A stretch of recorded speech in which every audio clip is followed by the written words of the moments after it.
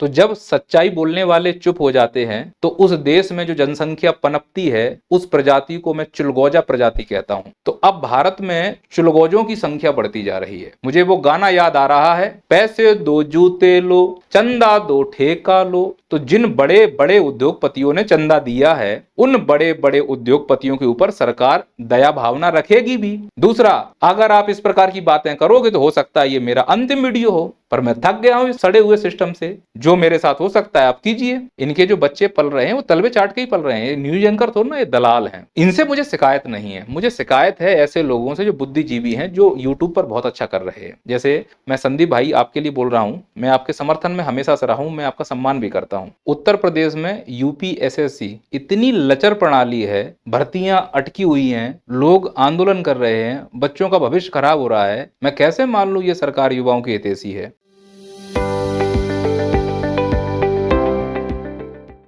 जब से supreme court ने इलेक्टोरल बॉन्ड को असंवैधानिक घोषित किया है, ये सरकार जो ईमानदारी का चोला पहनकर बैठी थी, अब चोला ये धीरे धीरे खुलने लगा है। इलेक्टोरल बॉन्ड एक ऐसे दस्तावेज होते हैं जो दिन दहाड़े भ्रष्टाचार की अनुमति देते हैं। इसमें कोई भी बड़ा उद्योगपति इन बॉन्ड की सहायता से किसी भी पार्टी को कितनी भी मात्रा में चंदा दे सकता है। ना तो उस उद्योगपति का नाम सामने आएगा और ना ही जो चंदे की मात्रा है वो सामने आएगी कि किस पार्टी को दिया गया है। कमाल की बात यह है कि इस इलेक्टोरल बॉन्ड में जो लेन देन होगा उसमें टैक्स भी नहीं लगेगा। तो ये दिन दहाड़े भ्रष्टाचार नहीं तो क्या है। पता ही नहीं चल रहा है कि कौन किस पार्टी को पैसा दे रहा है। सोच कर देखो, सत्तारूढ़ पार्टी को अगर कोई उद्योगपति चंदा देगा तो वो चंदा क्यों दे रहा है, उसका कोई उद्देश्य होगा ना, कि जो लोग सरकार में बैठे हैं वो सरकार में बैठे लोग उस उद्योगपति की हेल्प कर दें। मुझे वो गाना याद आ रहा है, पैसे दो जूते लो, चंदा दो ठेका लो। तो जिन बड़े बड़े उद्योगपतियों ने चंदा दिया है उन बड़े बड़े उद्योगपतियों के ऊपर सरकार दया भावना रखेगी भी। अब ठेका तो प्राइवेट होते हैं, तो सरकार प्राइवेट ठेका कैसे निकाले।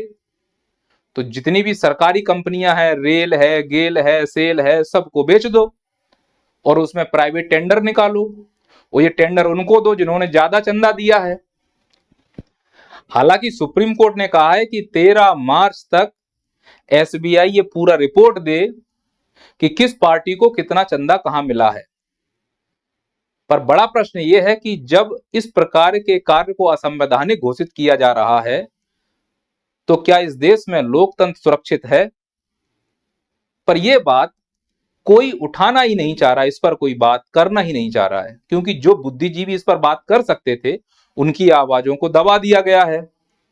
या कुछ बुद्धिजीवी अब डर की वजह से बात नहीं कर रहे हैं। सबको दिखाया जा रहा है ईडी आ जाना या किसी झूठे केस में फंसा देना। अगर तुम्हारे ऊपर ईडी का केस नहीं लग सकता तो कुछ नहीं है, कुछ ऐसा केस बना दो, लड़कीबाजी वाला ही केस बना देंगे। कितना मुश्किल है। आजकल फिल्मों में देखते हो ना, एक व्यक्ति जिसकी छवि बिल्कुल साफ हो उसके ऊपर लड़कीबाजी का आरोप लगा दो। तो जब सच्चाई बोलने वाले चुप हो जाते हैं तो उस देश में जो जनसंख्या पनपती है उस प्रजाति को मैं चुलगोजा प्रजाति कहता हूं। तो अब भारत में चुलगोजों की संख्या बढ़ती जा रही है। चुलगोजा एक प्रजाति है जो गधों को अपना पूर्वज मानते हैं।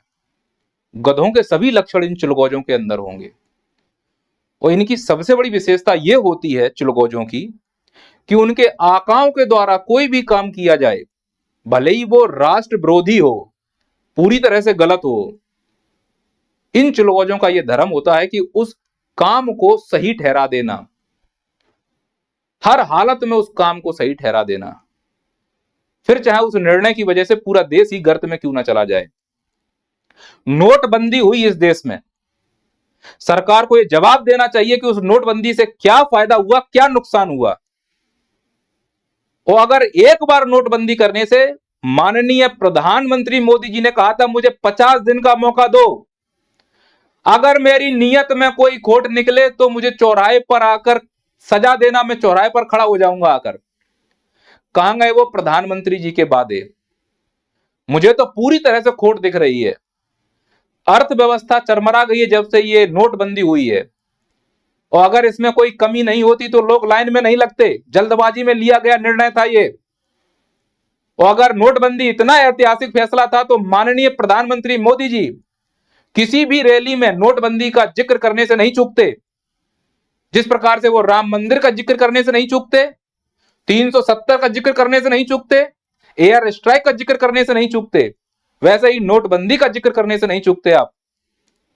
चूंकि वो निर्णय आपका गलत था, अब चिलगोजों का धर्म है उस गलत निर्णय को सही ठहराना।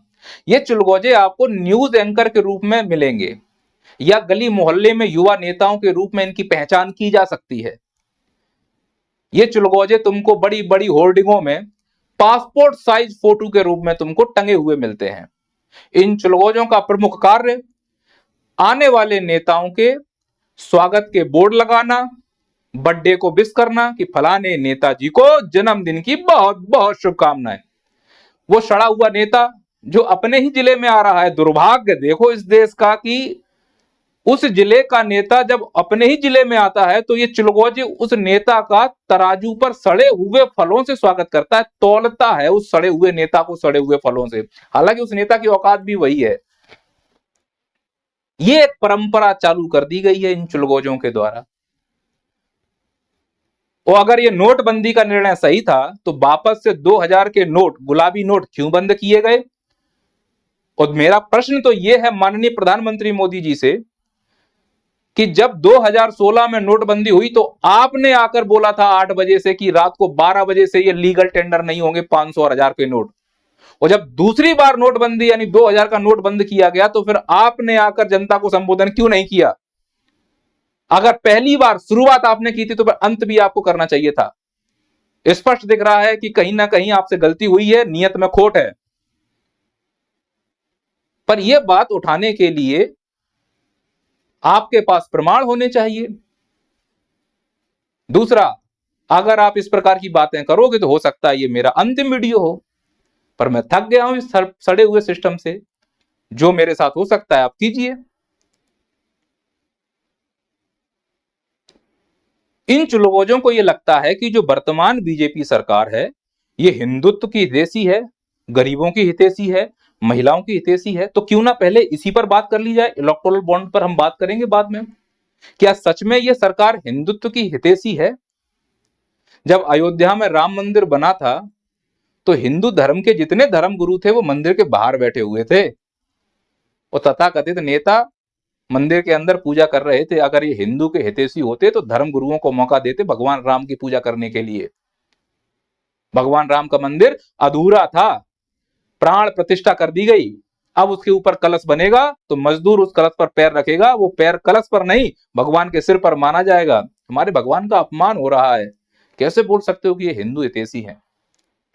और सबसे बड़ी बात कि जिस देश में छत्रपति शिवाजी महाराज हो, जिस देश में महाराणा प्रताप, राणा सांगा जैसे वीर हुए हो, उस देश में किसी से हिंदू के संरक्षण की बात करनी पड़ेगी हमको? हमें किससे डर? ये देश हिंदुस्तानियों का है। किसके संरक्षण की बात कर रहे हो? हमारे घर में घुसकर ही हमको कोई धमका दे, ऐसा हो सकता है क्या? नहीं, ये माहौल बनाया जा रहा है। ये माहौल बनाया जा रहा है। ना हम तब दबे थे ना हम अब दबेंगे। लेकिन मैं स्पष्ट बोलता हूं कि यह सरकार हिंदू का चोला उड़कर केवल अपनी राजनीति कर रही है। नहीं तो इन धर्म गुरुओं का अपमान नहीं होता। भीड़ बकरी की तरह इनको बैठा दिया गया लाइन में। पूरे जीवन की तपस्या इनकी इस प्रकार से लाइन में खड़े होकर निकाल दी। तो यह कहना गलत है कि यह सरकार हिंदू संरक्षण है। हिंदुओं का अपना संरक्षण खुद करना पड़ेगा। कुछ लोग जो बोलेंगे कि यह सरकार युवाओं के लिए काम कर रही है। अरे मोदी जी ने कहा था 2 करोड़ रोजगार देंगे। फिर बाद में मोदी जी ने उस तिहाड़ी को इंटरव्यू देते हुए कहा था कि क्या आप पकोड़े तलने को रोजगार नहीं मानेंगे? 2 करोड़ से पकोड़े पर आ गए। कैसे मान लूं कि यह सरकार युवाओं के लिए काम करना चाहती है? माननीय मोदी जी, रोजगार और आजीविका में अंतर होता है। पकोड़े तलने से आजीविका चलती, उसे रोजगार नहीं कहते। और अगर ये देश सच में युवाओं की चिंता करता तो जो सरकारी नौकरियों की प्रक्रिया चल रही है, जो कि ज्यादा लंबा नहीं जाएगी, क्योंकि अब टेंडर प्रथा शुरू हो चुकी है चंदे की वजह से, इसीलिए तो सरकारी नौकरियां निरंतर कम होती जा रही हैं। और प्राइवेट में नौकरियां कैसे निकलती हैं वो सबको मालूम है।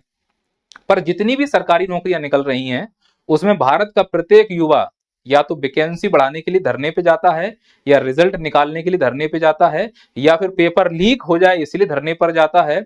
उसको सिर्फ और सिर्फ प्रताड़ना मिल रही है। कैसे मान लूं ये सरकार युवाओं की हितैषी है? जिस सरकार को इस देश के युवा की पीठ थपथपानी चाहिए, वही सरकार सत्ता में आने के बाद जब ये युवा अपने आवाज उठाने के लिए दर पे जाते हैं तो उनकी पीठ पर लाठियां भांज दी जाती हैं। कैसे बोल दूं कि यह सरकार युवाओं की हितैषी है? कुछ लोग अजय बोलेंगे गरीबों के कल्याण किया है।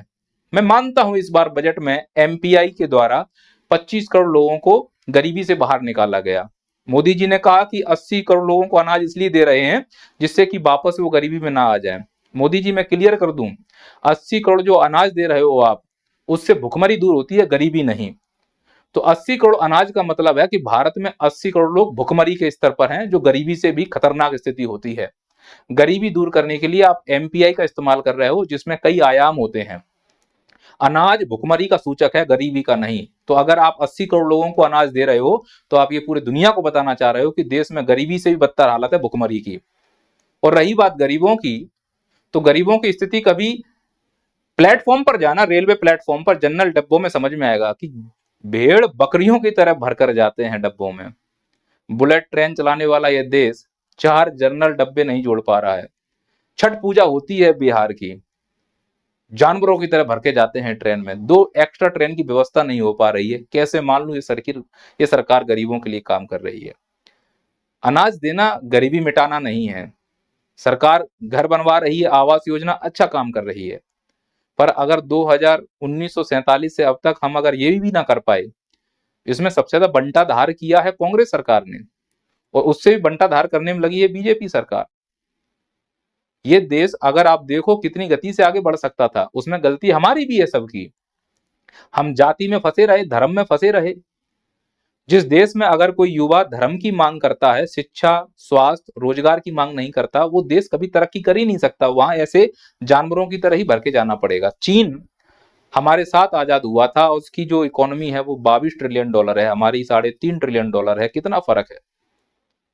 तो किसी एक पार्टी को दोष देना ठीक नहीं है। मैं तो कह रहा हूं सभी पार्टियों ने बंटाधार किया है, क्योंकि जो सरकार अभी सत्ता में है उसी से सवाल पूछे जा सकते हैं, इसलिए सवाल पूछा जा रहा है। हम लोग सवाल पूछना बंद कर चुके हैं। पर चिलगोजों की संख्या ज्यादा है, वो तो महिमा मंडल करेंगे कि ये सरकार किसानों की हितैषी है। अरे जिस सरकार में 2-2 बार किसान आंदोलन करें और सरकार उनकी बात को सुनने को तैयार नहीं है, बाद में सरकार फिर थूक कर चाट ले, वो बात अलग है। झुकना पड़े वो बात अलग है। लेकिन एक तरीका होता है कि तुम्हारे दरवाजे पर अगर कोई आ रहा है। इस सरकार की ये हालत है कि अगर युवा किसी संस्था के दरवाजे पर जाए, जैसे मध्य प्रदेश पीएससी में युवा आयोग के सामने धरना देते रहे, कोई भी अधिकारी बात करने नहीं आया। किसान भी धरना दे रहे हैं, आंदोलन कर रहे हैं, अधिकारी कोई आए बात कर ले, एक बार क्या समस्या है, अपना ज्ञापन दे दे, आप उनको कन्विंस कर लो। अगर कन्विंस नहीं कर पा रहे तो तुम इसका मतलब उनकी बातों को समझ नहीं पा रहे हो, केवल अपने मन की बात सुनाने में लगे हुए हो। ऐसी मन की बात को अचार डालेंगे अगर तुम सामने वाले मन की बात नहीं सुनना चाह रहे हो। आंदोलन पर बैठा है किसान, कैसे मान लो ये सरकार किसान की हितैषी है? अब चिलगोजे बोलेंगे नहीं ये सरकार तो महिलाओं की सुरक्षा करती है। महिलाओं की सुरक्षा? जिस सरकार में सांसद के ऊपर पहलवानों के शोषण का आरोप है, उसका बाल बांका नहीं हो रहा है, कैसे मान लूं ये सरकार महिलाओं की सुरक्षा करे? मजाक चल रहा है क्या महिलाओं के मामले में? अरे हौसी हैं ये लोग तो। बीजेपी के आईटी सेल के 3 छर्रे, इनके फोटो आप देख पा रहे हो, बड़े बड़े लोगों के साथ फोटो हैं। आईआईटी बीएचयू लड़की के साथ बलात्कार किया था, 60 दिन तक यूपी पुलिस पकड़ नहीं पाई। वो यूपी पुलिस जो रातों रात भैंस ढूंढ लाती है। वो इन हरामखोरों ने मध्य प्रदेश में प्रचार किया था, चुनाव के बाद इनको पकड़वाया गया। कैसे मान लूं ये सरकार महिलाओं की सुरक्षा के लिए काम कर रही है? बिल्किस बानो में 11 आरोपी रिहा हुए, गुजरात में इन हरामखोरों को माला पहना के स्वागत किया गया। मैं कैसे मान लूं ये सरकार महिलाओं की सुरक्षा कर रही है? इसी सरकार में ये भालू जैसा दिखने वाला हैवान, इस हरामखोरों ने बलात्कार किया है, अपने आप को धर्मगुरु बोल रहा है। ये पैरोल पर बाहर आता है वो सरकार की संरक्षण में, क्योंकि ये खड़ा होकर जहां भी बोलेगा तो इसको मानने वाले कई सारे चुलगौजे हैं। तो लगता है भगवान आ गए, भगवान बोलेंगे इसको वोट दो, इसका भी काम, सामने वाली पार्टी का भी काम। कैसे मान लूं कि ये महिलाओं की सुरक्षा के लिए काम कर रहे हैं? कुछ ऐसा बोलेंगे कि सर वंशवाद मिटा देंगे। अरे कांग्रेस में वंशवाद चला आ रहा है, इसलिए कांग्रेस की दुर्गति भी हो गई। कांग्रेस से इतना नहीं बन रहा है कि सचिन पायलट या कोई जो योग्य व्यक्ति है उसको बैठाओ। ये स्वघोषित राजकुमार जो नहीं, बार बार लॉन्च होने पर जो व्यक्ति लॉन्च नहीं हो पा रहा है उसको ढोया जा रहा है। अरे उससे बोलो दूसरा काम कर लेना, जरूरी है राजनीति करना है। सचिन का लड़का नहीं खेल पा रहा है, जबरन थोड़ा उसको खिलाओगे। लेकिन दुर्भाग्य तो इस देश का यही है ना कि जिसे राजनीति के लिए मंच पर बोलना नहीं आ रहा, उसको बार बार लॉन्च किया जा रहा है, उसको प्रधानमंत्री बनने के सपने दिखाए जा रहे हैं। और जिसको बल्ला पकड़ना नहीं आ रहा है वो यहाँ पे बीसीसीआई के अध्यक्ष बना बैठा है, सचिव बना बैठा है, कमान संभाल रहे हैं। तो ये वंशवाद तो भाई बीजेपी में भी है ना, सभी पार्टियों में वंशवाद है। तो मैं कैसे मान लूं कि ये वंशवाद के विरोधी हैं। अब कुछ लोग जो बोलेंगे नहीं स्टार्टअप के लिए किया है, digital India, startup India. Startup India Bharat में पेटीएम के धड़ल्ले उड़ गए, बाइजू रोड पर आ गया।